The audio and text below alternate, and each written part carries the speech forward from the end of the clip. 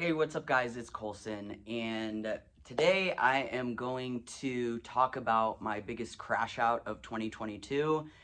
A video of me, I'm sure you guys have seen it, went viral on TikTok, and it was the worst day of my life. It was the day I had a full-blown mental breakdown, and I am going to react to it first, so let's do it.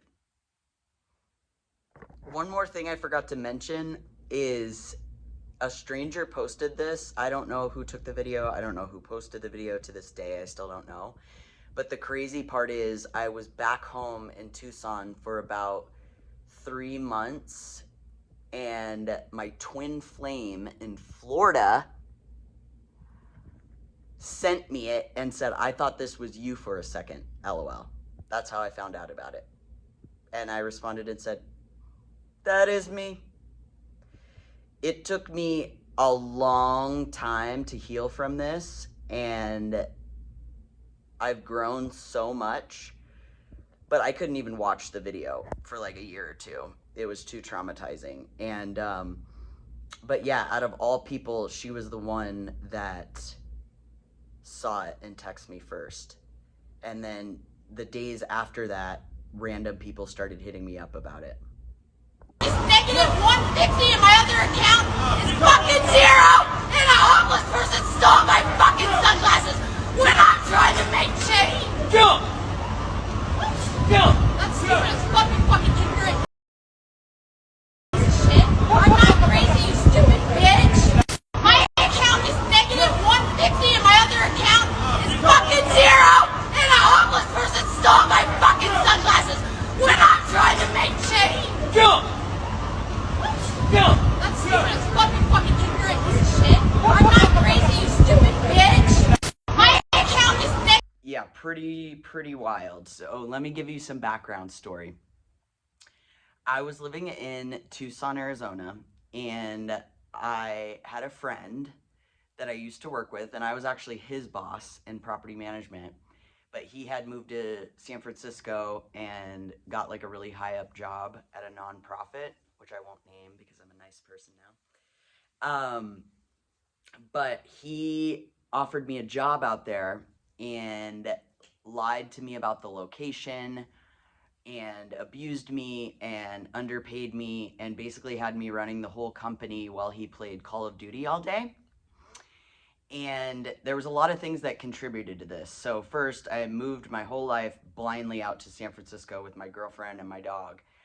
And he lied to me about the area. I had a beautiful apartment right in the center of San Francisco that was free because it was part of my employment package. However, he didn't tell me it was basically in the Tenderloin. The homeless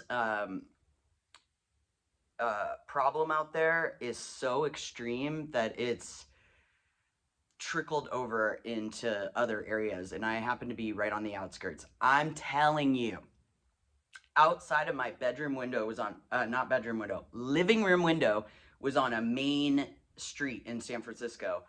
And I lived there for a year, and I don't think I ever had a moment of silence. It was ambulances, screaming, dogs getting abused, gunshots. The corner I lived on, there was an intersection, and one side had prostitutes, one side had gangsters, and everywhere else was tense and homeless. People were shitting everywhere, pissing everywhere. There was needles, condoms. That really messed up my mental health because it was just like this deep, dense, dark energy there, and it was always raining and always cold, and I would look out my living room window and see every different kind of walk of life out there suffering. And it just tore my heart out. And the abuse that I was getting at work, me and my girlfriend could never leave the house. We were shut in because it was so scary. I thought that this was a dream come true because I'm trans. So I'm like, I'm going to move out there, and there's going to be an awesome gay community. I'm going to be able to get top surgery. I'm going to be in my element. I never saw a gay person while I was there. Also, the day this happened, So a little backstory. Before this happened, with everything going on, I was more depressed than I had ever been in my life. I have never been suicidal, but it was so bad to the point I kept imagining myself taking the elevator to the top of the building and jumping off into the middle of the intersection. I just felt like no one could hear me. I had the weight of the world on my shoulders, and I ended up one night having a spiritual awakening, which I will mention in my spiritual awakening video. But it's just like this energy came down on me in the middle of the night and took away every worry I ever had. And I had never heard of a spiritual awakening. I had never heard of anything. All of this got downloaded to me with the spiritual awakening, and I would look stuff up on Google. Now I would ChatGPT, but I would look things up on Google, and I'm like, what? It's real? And so if you know anything about a spiritual awakening, you know there's stages. So after I had this, presence come over me, a weight was lifted off my shoulders, then I began getting curious and creative again and went to like my soul essence. And since I didn't know what a spiritual awakening was, I didn't know about grounding, and I thought meditation was a joke and everything.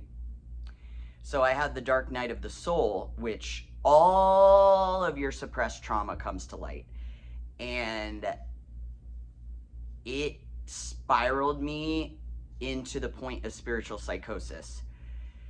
And you tell me what you think at the end of the video, but because I kind of want your guys' take with your experience. But anyways, when all that trauma came up, I was really, really sad again, but I was grieving all of this stuff, and I really just wanted to help the people outside. And I remember one day I was planning this walk for the homeless in San Francisco. I was gonna get a bunch of red hoodies that said human crossed out, or that said homeless crossed out, and then human underneath, like they're not just a homeless person, they're a human. And I was gonna organize a walk to get the blood going back in San Francisco and have everyone wear red hoodies. So anyways, I was trying to do that, but I was in delusion. And my girlfriend at the time, I remember this specific day that I snapped, she had said, why do you have to help the homeless? Like, it's so scary out there. And when she said that, I have a lot of trauma with my mom. For some reason, I felt like she was my mom trying to control me again. And that wasn't the case, but in my mind, I thought that. So I took a coffee cup and I threw it at the window, and thank God it was double pane, so it didn't break the whole window, but it busted out the first window and glass flew back and chopped off the top of my finger. And in 2022, the Amber Heard and Johnny Depp trial was going on. So I wrote Johnny in blood on the window, and then I opened the window and I was yelling out there. After I did this yelling, I threw both my laptops out the window. I threw an axe out the window. I threw an air purifier out the window. And mind you, I'm on a main street, so there's cars parked there. And I would look, make sure no people were there, but the shit was like, bow, on the top of cars. I just was like, money's nothing, money, blah, blah, blah, blah, blah, throwing everything out. And then I ran outside and started my 10-hour GTA gaming experience, running around the streets of San Francisco until I was picked up by an ambulance. So what I did during that run, first there was a girl hollering down there at me, talking smack, and I thought, oh, hell nah. So I ran out of my apartment, no phone, no keys, no wallet, no vape, no nothing, and took the elevator down and went out there, and I swear to God, I had Hulk energy. I felt like I was levitating. I was charging this girl so hard. I ripped off my shirt that is not like me at all. I still had a binder on, but I took off my shirt because my awakening had made me lose like 30 pounds or something almost overnight. It was nuts. But I was charging her, and then as soon as I got up to her, I said, nah, I'm just kidding, girl. I'm doing a walk for the homeless. Let's go. And I just took off running through the streets of San Francisco. During my freedom, I ran all over the place. At one point, I was running down a street in San Francisco like this, and I was literally in the air. I was going so fast, and then I'm like, oh my God, I better slow down. I'm about to get up. So So I was running. I ran to beautiful gardens and waterfalls and explored the whole city basically in one day. And I remember laying down on the ground for a moment, like faking I was dead. And I remember hearing Blair and Serena from Gossip Girl saying, like, is this person okay? Is it a boy or a girl? Blah, blah, blah, blah, blah. Then ambulance came and was trying to see if I was okay, and I was still playing dead. And then I got up and took off running. And then I ran into some building and was like, can I have some water? And they were like, nah. And I was like, oh, hell nah. But I didn't even realize, like, I had blood on my face because with my finger, I was like, and you can see in the video, like, during my spiritual awakening, I shaved my head and I shaved my eyebrows off to get my mom's face off of me because I felt like that wasn't me.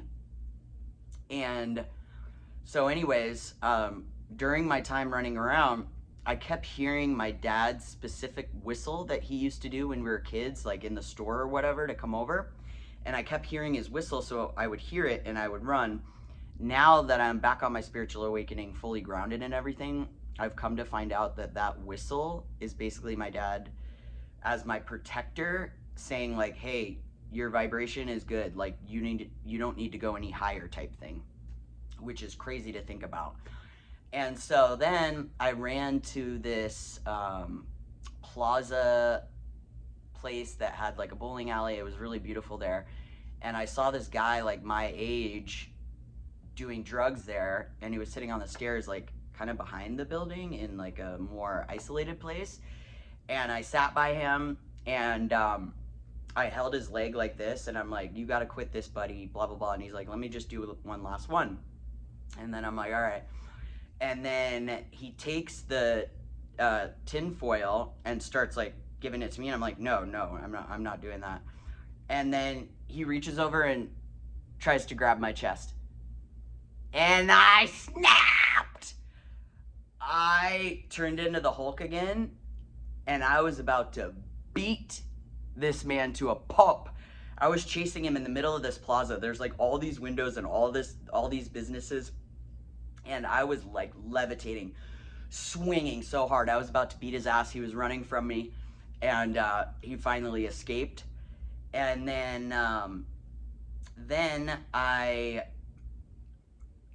broke into an IMAX theater, and I was like in the very bottom, the warehouse, and there was like tractors and like different kind of construction equipment in there and everything. And I got on the tractors and went up the stairs and swang and was doing stealth missions.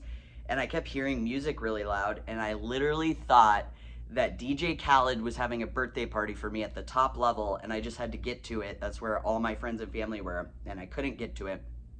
And then I grabbed like a lead pipe. It was trying to bust open this door and jacked up my arm, and then I just laid there at the bottom of this empty warehouse crying and calling for my friend Taryn, which is a childhood friend. And I hadn't talked to her in 2 years at this point, but I knew she would be the only person that in my life that would ride for me and like get me out of any kind of trouble. And so I was like, Taryn. Then all of a sudden a lady comes down. Oh shit, I forgot about another part. So one more part before the warehouse, ambulance came up to me to try to get me. And I asked the paramedic lady, I said, can I give you a hug? And she's like, no, you have blood on you. And I was all, you then, and ran, and then I kicked my shoes off as well. So I was running the streets of San Francisco barefoot like the Passion of the Christ. Anyway, so I'm in the IMAX. I'm at the bottom. I'm crying. I'm pleading. And a lady comes down. She's like, honey, are you okay? And I'm like, no. And then the ambulance pulls up with like 6 paramedics. And they were like, we've been looking for you all day. We're glad to know you're okay. And I looked at them and I was like, is this a joke? Like I thought I was on a game show or something. And they were like, no, honey, this is real. And then I went in the ambulance. got taken to the ER for 2 nights. Time wasn't really relevant at this time, but I remember they stitched my finger, and I remember trying to escape the ER, and this one guy, a transporter or something, grabbing me and by the neck and holding me down so hard it almost broke my neck. And I remember thinking, this guy almost killed me. Like, this is insane. So I'm there like a day or two, and then they're like, get them ready for the transfer. And I'm like, transfer? Where am I going? And they said I was going to Fremont Hospital in Fremont, California, Fremont Mental Hospital or whatever. And I'm like, what is going on? And now I'll tell you about my institutionalized hospital stay for 11 days. Mind you, this has never happened to me before. Like, now looking back, I did struggle with depression, but I never had mania or anything like that. I really think it was part of this awakening and going into spiritual psychosis, because it can mimic the symptoms of bipolar, which at the mental institution, they diagnosed me bipolar with manic episodes. And so I was there I was supposed to be there 14 days. I got out in 11. But for the first 4 days or so, I refused to take medicine because they wanted to put me on lithium, and I knew they didn't know anything about my spiritual awakening or background, so I was scared. And then I found out by the case manager that I had to try the medicine so that I could go home, like, potentially. So I let them put me on the medicine, and guys, I couldn't even talk. It was not even like a horse tranquilizer like you would think. It's not like you're like relaxed and like you're on drugs. No, you're completely awake and yourself, but like there's no force or energy. Like, it's like suppressing. I don't even know how to explain it, but it was the craziest, most horrific experience. First of all, it was co-ed, and it was a hallway with a bunch of our rooms. We all had roommates and a break room, and that's it. I never went outside for 11 days. No one ever came to visit me for 11 days. And my roommate, so the techs and stuff there was a couple that were nice, but like the doctors and stuff were so mean. They would laugh at us. They didn't have like garments for us or like outfits for us or underwear. And at one point everyone got sick. I don't know if it was food poisoning or what, but I was like throwing up, and I didn't have like new underwear or anything. And I remember I was like the leader in there, and so nice to like all the employees and everything. And but when I realized like my basic needs weren't getting met, I went off on the doctor, and I was like, are you kidding me? You guys can't even provide clothes for us? We can't even go outside, nothing? Like, this is inhumane. Then someone got COVID, so we couldn't even go in the hall. We were bound to our room for days. So we would stand in the door frames and talk to each other. It was co-ed. I remember this one guy came in, like my dad's age, the first day. And he was like a big rig in San Francisco too. And we were talking, getting along so well, and he was so nice. They put this man on medicine. The next day, he's drooling, fully naked, but in a diaper, and trying to come out of his room. And they're pushing him in his room and holding the door shut while he's trying to get out, because they don't want to scare the people here. And oh my God, it was so crazy. The phone system was also really crazy. I remember I would always look out the window and be like, my family's coming. And I talked to my dad and my mom for the first couple days, but then all of a sudden, everyone just blocked me. I remember my brother called, and I went running down the hall, and I was so excited. And then right when I got to the phone, they said, oh, he doesn't want to talk to you. He wants to talk to the doctor first before he talks to you. And I'm like, him then. And so, yeah, the stay there was just, it was just insane. It was literally insane. Then I get released. I'm an hour from my house. The day I snapped, I never talked to my girlfriend again. She never answered my calls in the mental institution, and I never talked to her again. And this was like a almost 5-year relationship, and we never really fought or anything. And yeah, she didn't talk to me either. So when I got released, no one came to see me or pick me up. So they paid for me an Uber back to San Francisco an hour. I get back to my house. I'm locked out because I left with no phone, no wallet, no keys, no nothing. Thank God maintenance was on site. They drilled out the lock for me. I get in the house. There's glass everywhere. There's Kool-Aid everywhere. There's popcorn everywhere because I like hit shit. And thank God I was still manic, I think, because I had to clean the house up. And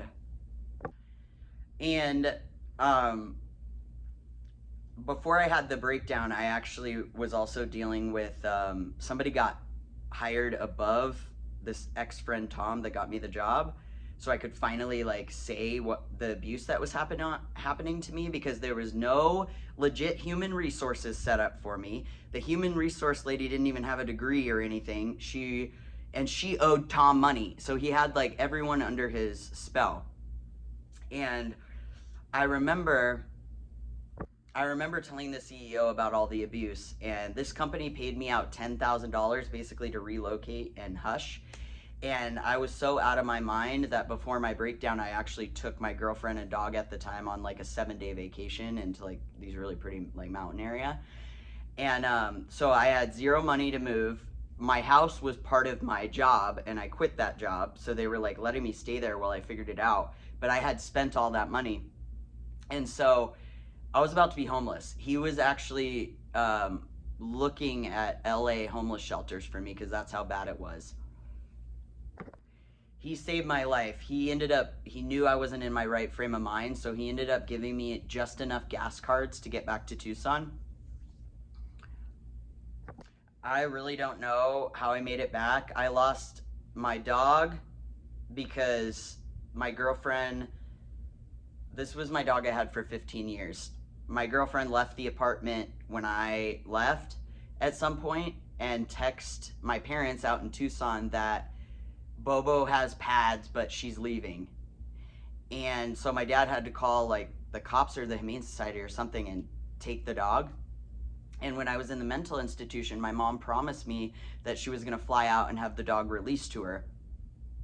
But then everyone blocked me, never got my dog back. Girlfriend never talked to me. And then when I moved, it was a huge building with a parking garage and an elevator, and I didn't know anyone. I had no one to help me move anything. I left everything I own in that apartment. TVs, clothes, couch, bed, all my dishes, all my appliances, all my Etsy Oceangrams supplies and materials, my dartboard, my popcorn machine. I had already lost my laptops and stuff because I threw them out the window. So I ended up driving home with just clothes, and I think it was like a 15-hour drive or something. I don't even remember. I thank God, like I said, I was still manic because I just listened to Britney Spears the whole time. Shout out Britney. And I ended up getting home at about 4 a.m. and thank God, I just told her this last night, but thank God for my cousin Jenna, because I would have been homeless and had to sleep in my car or go to a homeless shelter. And Jenna was effortlessly, she said, hey, the lights are on at the house, it's unlocked, whatever time you get there, make yourself at home, I'm gonna spend the night at Graham's tonight. And she saved my life, and I'll be forever grateful for her. And then guys, I've spent the last 3.5 years on a deep personal development and healing journey. I refuse to go back to the corporate life. I truly believe I sold my soul for that San Francisco job because I was just chasing money and better opportunities instead of what was aligned with my soul and what I truly want and need. And I am a completely different person now. January of this year, really, I am back on my spiritual awakening again, and I do take medicine for my bipolar. I'm on Latuda, and it's really gave me a good baseline. Like, I'm never depressed anymore, and when I go through things, I can still feel them, but it's not like my heart's getting ripped out and shit on. So And one of my biggest worries about my awakening was, am I going to be able to get there on medicine? But medicine, the life force energy we have in us, like, we can't even really feel medicine when you're fully awake. But I am pro medicine. I feel like it does help me stay grounded and everything. And I was able to achieve my awakening again on medicine. So I just want to put that out there for y'all. So thank you for listening to my crash out and the background story.